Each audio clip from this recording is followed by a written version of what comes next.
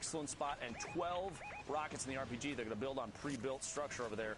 Let somebody else put up, might even be their own builds. And this is exactly what you want to study from this star trio right here. Zone 6, they go for the high ground, so they're actually going to take the high ground. He's going to catch 2 on the knock right there, which means that team is really hurting now. That's going to be Voron who gets taken out there. Voron was also in the top 5, if I'm not mistaken. So that's a power takedown right here. It's going to allow this trio to just get one step closer, kind of breaking away, getting, you know, Shio Wager, the mayonnaise tub to the face. So we'll see if it, comes to fruition before the day's up.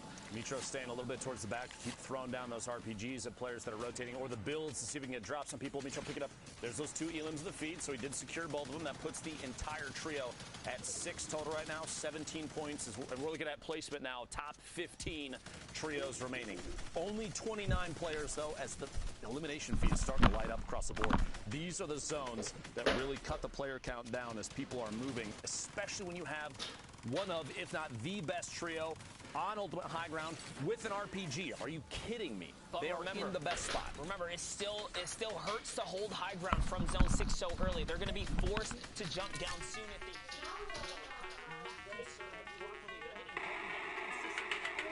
Shockwave. These are one of the cons that happen when you take that high ground, because you don't get the pleasures of looting the players you drop, right? It's just like that. All that loot's gone. They actually can't use it. And every time you hear a shockwave, you'll see these players snap and look up in the air to see if they can try and find who's on the fly. In case you have free shots, as that elimination is secured. Mitro picking up a knock on Falconly in the feed. Another one for the trio. 7 remaining. I've got to say, if this is not a win for this team, I don't know what is. It's going to be a close one. Mongo actually did not have any more AR left in his gun. There's no more RPG left here. It's a straight up shotgun battle. This is a crucial elim. That's going to get them some of the resources that they need to hold this high ground here. And it looks like it's cutting back across. So lucky for them, they're going to be able to kind of reuse some of their resource here. We have a couple players left in the game here. Red Rush in the low ground. Shaka and Cal as well. Here's Mitro just raining fire. That tac sub SMG so good for shredding through builds right here. And honestly, they can pierce through the turbos like right there. These are the shots. Good pressure right here from Mitro, putting down the fire, putting all the ammunition to use here. We're almost in the final zone now. This is it. Storm Zone 9. The close in will happen. Looks like Benji Fishy's going to go for that high ground. You saw him elevate himself right there. So he's going to get out of the harm's way of the shockwave. And Mitro's going to stay down here and just get down and dirty with the TAC SMG right now, Lupo. You have to remember at the last set of placements here, the points really kick up as you go from 5th to 4th and 3rd to 2nd, and then the victory royale. So every time you see a player go down, like right there, the 4 trios remaining get even more points. As soon as one more trio goes down, we'll get it 1st and 2nd, and that's it. And we're down to the very last second here, the spray from above. This honestly, as soon as we got to the winner is this one guy. Benji Fishy. A monstrous 12 elim game right there. And you saw even in the final moments they did try to drop a couple of medium bullets there. But with that, we're going to send it over to the studio with Zeke and Sundown. What do you have for us, guys? Oh man, MMB starting off the day strong. We are one step closer to Shio eating an entire jar of mayonnaise. It's escalated because he said cup, but we really didn't define cup. Some people was like, it's a standard measuring cup, and someone was like, honestly, it should be a World Cup. I was actually just back in the kitchen looking to see if we could find any mayo. I'm gonna have to make a run tomorrow because after that last game, it was just incredible. So that is 2 matches down in the heat. Let's Liam, eigenlijk moet jij die aan Sander geven. See where we're at after the first 2 games because that's weird. Ja. Who's that on top? That might as well just be Shio eat mayonnaise. I mean, so the one thing, and we saw they had a number of elims. They were in actually 4th place after the first match, but then the 12 elim plus the victory route, Zeke talking about it, every single one of those being a point, and then the victory route being 15 as well, pushing them up to 38. They're already 7 points clear of Falcony, Robats, and the Vic, who've been playing very well. 19 elims there is pushing them 5 points clear of Amplified Miro and Maxo, who had an incredible first game. I mean, it's been an I just want to throw out a quick little apology. Based on score, I had assumed Helemaal that niet. Maxo, Miro, and Amplify had first place, that they had. Gaan we even doen, jongens.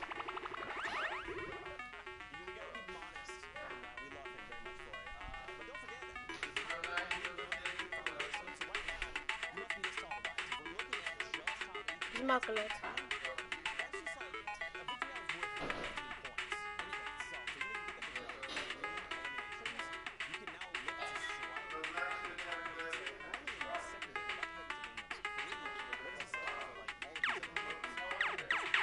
Oh, moet je kapot schieten?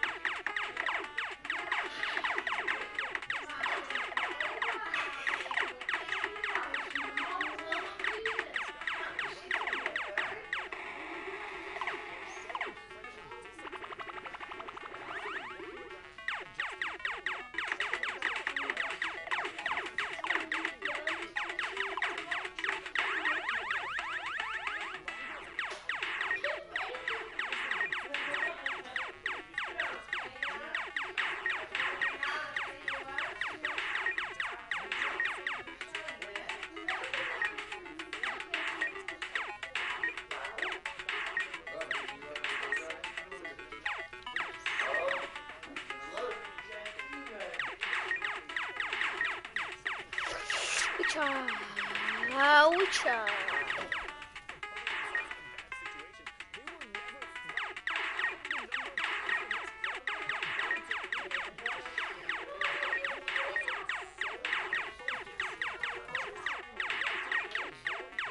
Oh jongens, bijna de 10.000. Oh shit. Oh shit.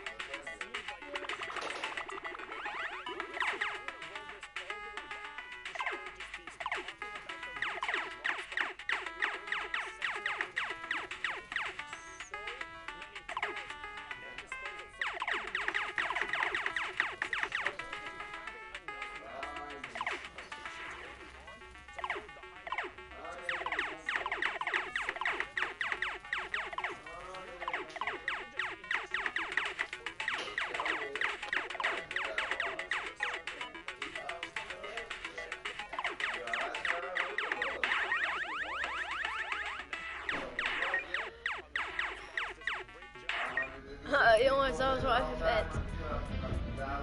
Nu gaan we even solo.